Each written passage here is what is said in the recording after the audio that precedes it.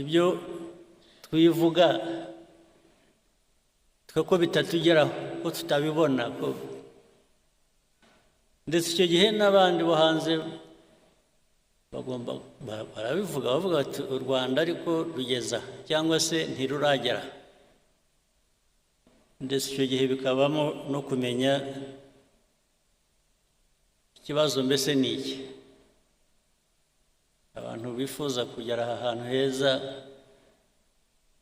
ariho ko tubona bagishigaje urugendo rurerure kugira ngo bagereyo habaye iki cyabidindije n'iki cyatumye bidashoboka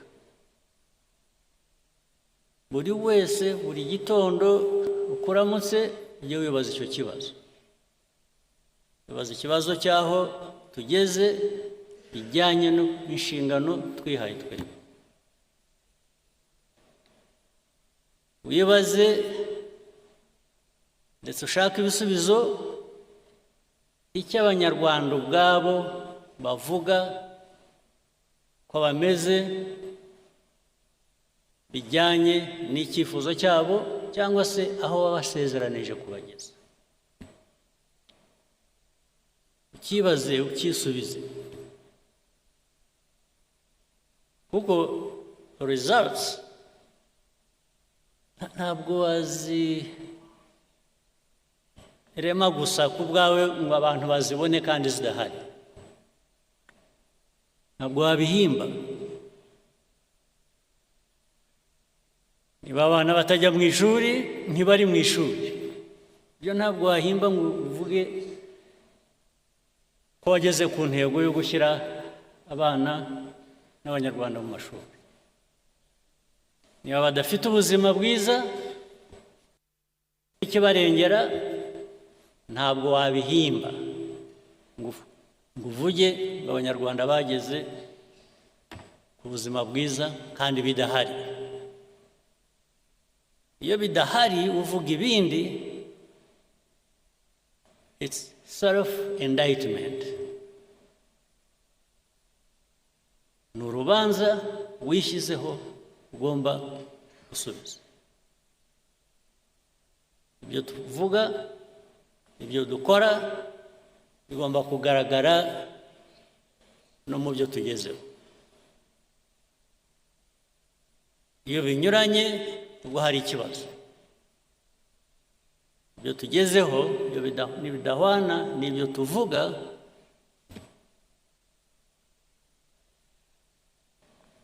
n'ibyo dukora hari ikibazo RPF rero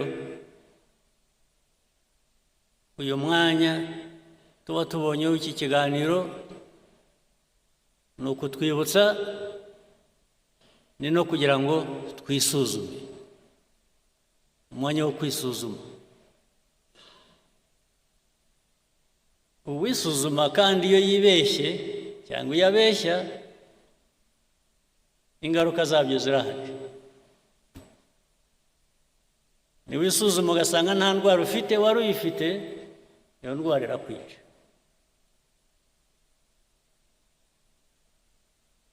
kuko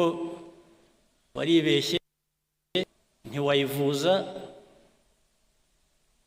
cyangwa ntiwayivura iraguhita indwara mvuga rero uwivura cyangwa wivuza izo ndwara zirahari hari indwara wivura hari n'indwara wivuza indwara wivura ni ukuvuga ngo igisubizo umuti uri muri wowe uribaza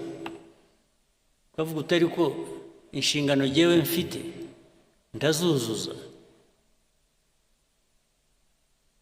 ntabwo ari ikibazo uzabaza abandi nabo bafite izo nshingano iyo udahereye aho ngo wivure iyo ndwara wowe wibaze wishakemo ibisubizo by'ikibazo ufite nta wundi wabikuvura iyo ndwara tugomba kwivura nk'abantu nta wundi wayituvura. Niba utuzi inshingano wahawe uko bikwiye inshingano ufitiye igihugu, ingaruka zabyo zo zirahari kandi ziri no kuri wowe. Indwara wavurwa n'abandi ni ikibazo ushobora kuvuga uti ariko iki gihe singifitiye ubushobozi, reka nshake uwamfasha cyangwa uwo twafatanya gushaka umuti w'icyo gisubizo. Ubwo nabyo birashoboka kandi bibaho, ariko iyo utabikoresheje, iyo udahagurutse ngo wowe ushake uwo mwafatanya kugira ngo mukemure ikibazo cyakurenze, nacyo ubwo wa muti utahaye cya gisubizo cya kibazo wari ufite. Ibyo rero ubundi abantu bavuga RPF cyangwa bavuga andi mashyaka cyangwa bikajya muri politike gusa, politike ikaba rwaserere, bikaba ibintu bimwe. Politike yo numva ya RPF ni uguhangana n'ibibazo tugashaka ibisubizo, nta yindi politike.